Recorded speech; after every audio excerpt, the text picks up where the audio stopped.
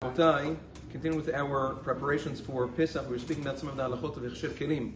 Now, based on the rule that we said yesterday, which is Kibol Olkach Polto, depending on how a vessel is used, how it absorbs the chametz, that's how it's going to release the chametz flavor as well. With regards to the material that the vessel is made out of, according to Maran Zechron Avram Chazon Ovadia, whether a vessel is metal or plastic, as opposed to klichiris and stuff, but metal and plastic are subject to the laws of Kibol Okach Polto. Meaning, for instance, let's say you have a bowl or something like that, or a fork or a knife that didn't come in contact necessarily with the Kli Rishon itself. Rather, you pour boiling water or boiling foods into these things. You kasher it the same way with Airui Mikli Rishon, which means you boil up either a pot of water or an electric kettle with water. That's the same thing with regards to Hechsher Kelim. Fire and electricity is the same thing. So you can pour the boiling water onto it. It's called the Airui Kli Rishon, and then it becomes kasher. Same thing with flatware and things of that nature. Unless you want to do Haga'ala, Bevadai Haga'ala is a higher level than Airui Mikli Rishon. Certainly you can do that to these things. Now, if you have certain materials that are used with cold, for instance, Kiddush cups, goblets, refrigerators, freezers over there's no hechsher necessary. All it needs is a good cleaning. You have to scrub it with soap and water, and that's sufficient. Now, with regards to glass is a very big machloket. L'dat Maran Shulchan Aruch, glass does not require any hechsher whatsoever. Even if it was used with hot chametz throughout the year, nevertheless it doesn't require chametz because it doesn't absorb to begin with. It doesn't matter whether it's clear glass, crystal, colored glass, they're all the same. According to Maran, it does not require hechsher lePesach.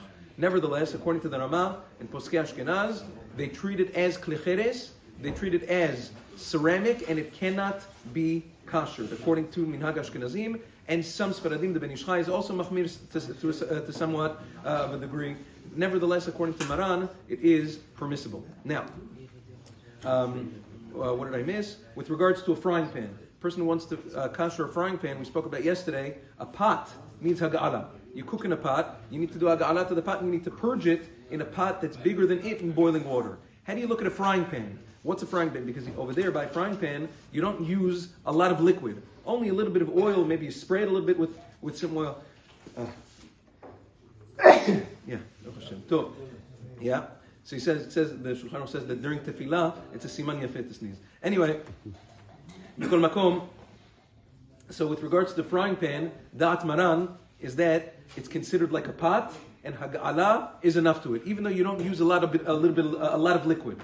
According to the Rama, nevertheless, a frying pan requires libun hamur. Requires you have to torch it with fire because it's only a little bit of liquid. Nevertheless, we hold like Maran that Haga'ala is sufficient. There's machloket. Many of the frying pans that we have today are Teflon. Teflon is non-stick material. There's a machloket whether or not, for any non-stick material, whether or not you can kasher. Many poskim hold that you cannot kasher Teflon or other non-stick material at all because it's bolea and it's not polit, or at least it's a chashash. Nevertheless, according to Agon Rabbi David Yosef in his Sefer Torah Moadim, among other Poskei Sfarad, Teflon is just like any other material, and it is kasherable. If it's a frying pan or if it's a pan and it's non-stick, you can do haga'ala to it, and that will be sufficient. Yom Tov Mevorach.